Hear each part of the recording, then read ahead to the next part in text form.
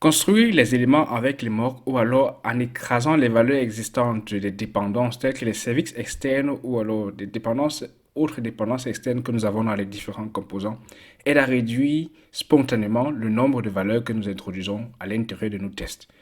Nous avons essayé la première méthode avec Accounting Service Mock qui nous a permis d'utiliser le mot-clé UseClass.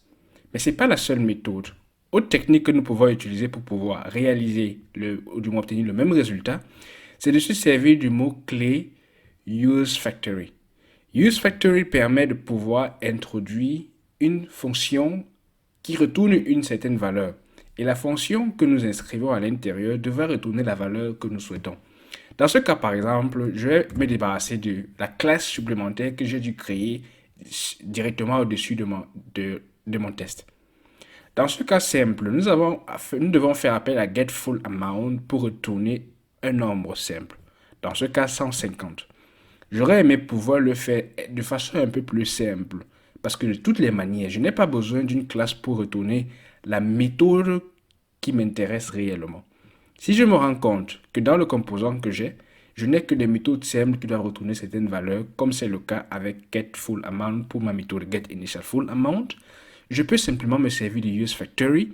UseFactory qui, avec Angular, me permet, donc, il s'agit de remplacer simplement UseClass par UseFactory, qui me permet donc d'introduire une valeur ou alors une fonction qui retourne quelque chose. Fonction, on peut l'écrire directement sous forme de error function ou alors avec le mot-clé fonction en JavaScript. Et à l'intérieur, il nous faut retourner une valeur que va interpréter le testbed pour nous ou alors la logique Angular derrière pour nous pour faire le remplacement du service que nous avons. Naturellement, pour cela, je peux simplement inscrire le mot-clé return et à l'intérieur, je vais définir donc la méthode qui m'intéresse. Là, je vais dire il s'agit de la méthode de getFullAmount et la méthode de getFullAmount retourne quelque chose. Donc là, je peux faire un return imbriqué ou alors dans ce cas, comme il n'y a pas plusieurs logiques à utiliser, je vais me servir par exemple d'une autre valeur, mettons 156. Je vais sauvegarder l'ensemble. Vous allez voir que normalement, je devrais avoir une erreur dans mon test. Pourquoi? Parce que les valeurs que je compare maintenant sont totalement différentes. J'attends 150 dans mon test et en réalité, avec UseFactory, j'ai réussi à écraser la valeur initiale de ce que j'attendais réellement.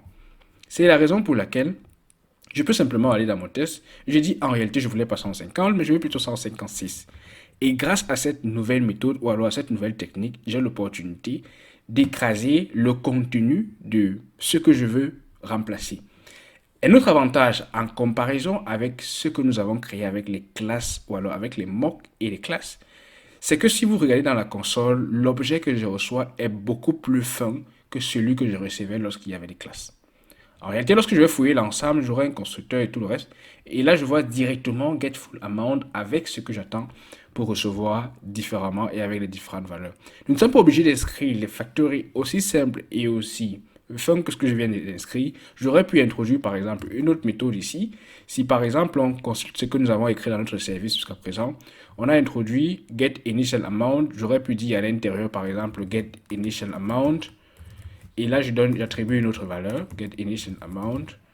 Et dans ce cas, je dis, par exemple, c'est une méthode qui va retourner quelque chose. Et je mets, par exemple, là, c'est 12. Donc, naturellement, lorsque je vais sauvegarder l'ensemble, je vais me rendre compte que dans l'objet qui va m'être retourné, j'aurai aussi le résultat que j'obtiens directement à l'intérieur de ma console.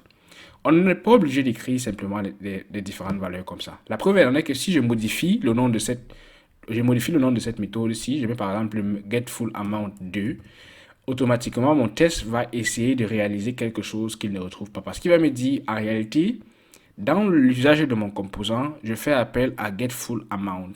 Mais dans le factory que j'ai introduit, ou alors dans la liste de méthodes que j'ai introduite, il n'existe aucune méthode de ce nom-là, getFullAmount. C'est la raison pour laquelle, lorsqu'il va parcourir l'ensemble de mes composants et arriver à cette partie-ci, il ne trouvera donc pas de possibilité pour pouvoir gérer la suite de mes tests et sera obligé de me retourner une erreur.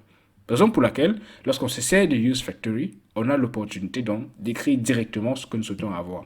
Notre manière aurait été de venir implémenter quelque chose et de créer des constantes à l'intérieur, constante A égale à 12 par exemple, et de dire que cette constante va être le résultat de ma fonction ou alors du factory que j'essaie de retourner. Donc là, désormais, il va dire qu'il attend de moi 12 et pas 156. Ainsi, on peut rajouter plusieurs implémentations à l'intérieur de cette forme-là avec le use factory. C'est particulièrement intéressant, ou alors c'est la méthode que je recommande généralement lorsqu'on a juste une seule méthode ou deux qu'on souhaite modifier ou alors qu'on souhaite écraser à l'intérieur d'un service ou d'une dépendance externe que nous avons à l'intérieur du test. Aussi, si ce n'est pas quelque chose que nous répétons à plusieurs reprises. Parce que des mocks, par exemple, l'avantage que nous avons avec la méthode précédente, Accounting Service Mock, c'est par exemple qu'on peut l'extraire à l'intérieur d'une méthode, comme par exemple ce qu'on a fait dans le Testing Helpers, on peut l'extraire dans une méthode qui sera un peu plus globale et qu'on peut réutiliser derrière pour d'autres tests, par exemple, qui injectent le même service, Accounting Service. Mais grâce à la méthode avec le Factory, on a l'opportunité de pouvoir simplement continuer d'avancer, continuer de travailler sans avoir à créer une classe supplémentaire et de maintenir simplement l'ensemble directement à l'intérieur de ce dernier-ci. Maintenant, nous allons voir donc une autre méthode, une autre technique en dehors de use class et de use factory pour voir comment est-ce qu'on peut faire pour pouvoir écraser les valeurs que nous obtenons à l'intérieur d'un service et obtenir un service partiel sans avoir à passer par le use class, sans avoir à passer par le use factory également.